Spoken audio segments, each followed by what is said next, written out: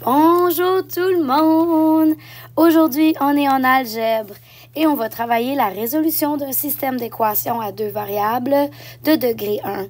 Ça, là, ça veut juste dire on met deux fonctions affines ensemble et on vérifie ce qui se passe.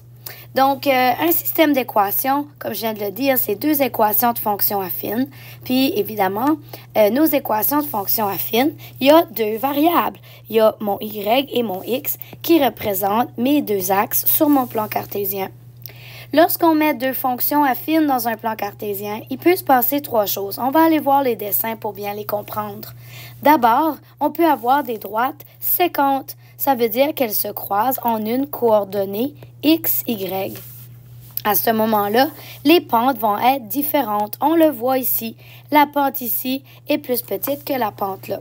Alors, dès que j'ai deux fonctions affines avec des pentes différentes, on peut dire qu'on a une solution unique qui va se croiser à une certaine coordonnée.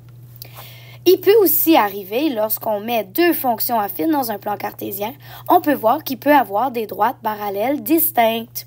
Donc, deux droites parallèles qui ne se toucheront jamais. Mais on a déjà vu en géométrie analytique que lorsque j'ai des droites parallèles, c'est parce que j'ai la même pente et des ordonnées à l'origine différentes. Évidemment, la même pente donne la même inclinaison, mais j'ai une ordonnée à l'origine différente. Alors ici, dans le cas où j'ai deux fonctions affines qui vont être parallèles, la résolution de mon système est qu'il n'y a aucune solution. Elles ne vont jamais se toucher. C'est impossible. Alors, aucune solution possible. La troisième option qui peut arriver, c'est lorsque je mets mes deux fonctions affines et elles sont l'une par-dessus l'autre. On appelle ça des droites confondues. Confondues, ça veut dire qu'on ne les voit pas. Ils sont une par-dessus l'autre. Dans ce moment-là, évidemment, chaque fonction affine a la même pente, donc la même inclinaison, et le même b. Okay? Alors ici, comme elles sont toutes l'une par-dessus l'autre, elles se rencontrent à chaque petite coordonnée possible tout le long de la droite. Alors, il y a une infinité de solutions. Okay? Alors, sur toute la fonction, elles se touchent. Donc, il y a des solutions à l'infini. C'est ça que ça veut dire. Alors, ça, c'est visuellement et je l'explique aussi en mots. Alors, solution unique avec la coordonnée où elle se coupe. Aucune solution parce que j'ai deux pentes pareilles et infinité de solutions parce qu'on a les deux droites et les deux mêmes ordonnées à l'origine. Allons voir maintenant comment est-ce qu'on peut prouver ceci. La première façon qu'on va apprendre, c'est graphiquement. Tu peux le prouver graphiquement. Alors, voici nos deux fonctions affines. J'ai celle-ci et j'ai celle-ci. Si je veux les mettre en graphique, je ne suis pas dans le bon format tout de suite. Je ne suis pas dans mon équation canonique mx plus b. Alors, ma première étape, c'est d'abord d'isoler mon y afin de trouver l'équation canonique parce que l'équation canonique, c'est ma formule de travail. Alors, je vais faire x moins 2y égale 2. Je vais faire moins x. J'ai négatif 2y, 2 moins x. Je divise par négatif 2. Ce qui me fait que mon équation canonique est négatif 1 plus une demi-x. Mon b est négatif 1 et ma pente est une demi. Ce qui signifie que je vais monter de 1 et tasser de 2. Je vais faire la même chose avec ma deuxième équation, celle-ci. 3x plus 4y égale 16. Je vais faire moins 3x et je vais diviser par 4. Alors, y égale 4 moins 3 quarts de x. Mon b est 4 et ma pente est négatif 3 quarts. Déjà, tu peux déjà avoir une idée de ce qui se passe. Vu que ma pente est une demi et ma pente est 3 quarts, mes pentes sont différentes. Ma pente de 1 est différente de ma pente de 2, ce qui signifie que déjà, on sait que ça va être une solution unique. OK? Il faut juste trouver à quelles coordonnées ils vont se croiser. Alors, on va prendre nos deux fonctions affines ici. Oh, mon plan cartésien a descendu. On va le remonter. Et j'essaye et il ne veut pas. On y va, mon ami, on monte. OK. Alors, je vais regarder ici. Alors, on va faire notre axe. Bon. Là. Alors, je suis dans du moins 1, dans du 4. On va aller faire mon axe ici. Toujours à la règle, OK? Moi, je ne peux pas faire ma règle sur ma tablette. On va faire des bonds de 1 et de 1. Alors, ma fonction, orange, c'est AB négatif 1. Et ma pente est 1 demi. 1 demi. 1 demi. Alors, on va tracer ceci. Et voilà. OK. À la règle, toujours. Et là, ensuite, je vais aller tracer mon autre qui a un B de 4 ici. Et une pente de négatif 3/4. 1, 2, 3, 1, 2, 3, 4. 1, 2, 3, 1, 2, 3, 4. Et avec la règle, je trace. Alors, comme notre pente était différente, on savait déjà que notre fonction allait se couper. Et ça se coupe juste ici. Oh, que c'est-tu pas beau, la magie des maths? Ça donne une belle coordonnée ici, parfaite, parfaite.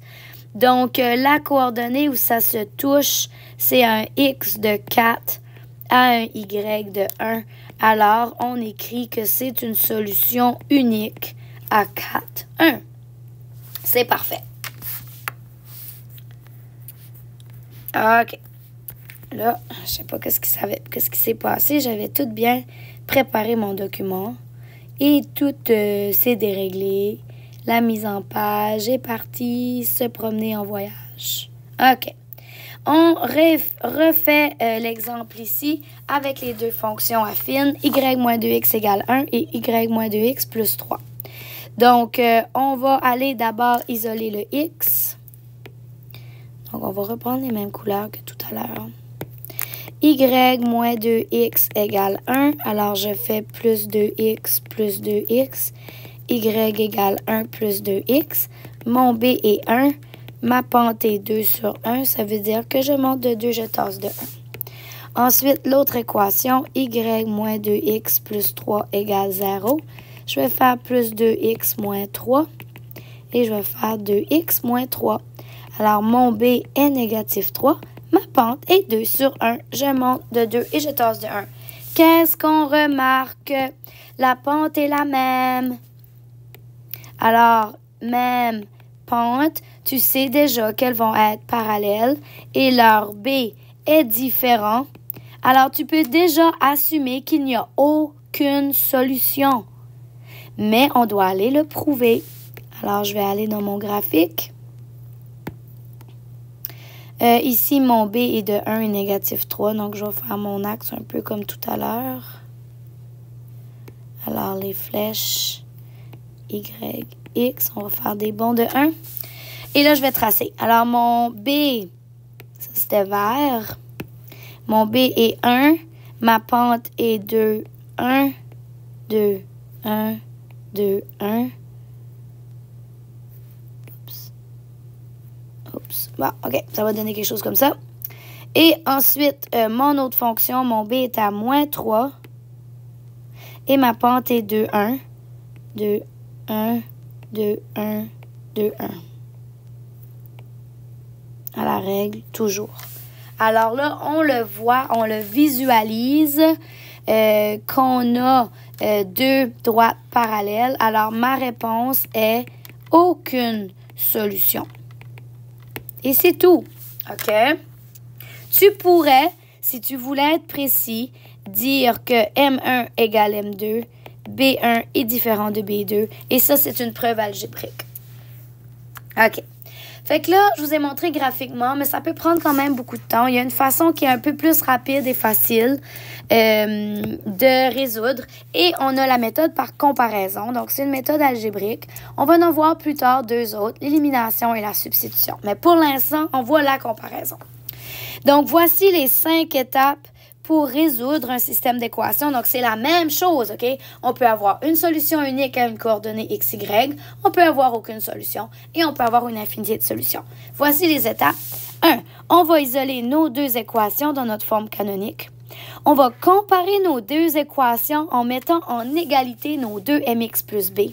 Ça va faire qu'on va pouvoir isoler notre x. Ensuite, on va remplacer notre x dans l'une des deux équations du départ, puis on va donner la solution.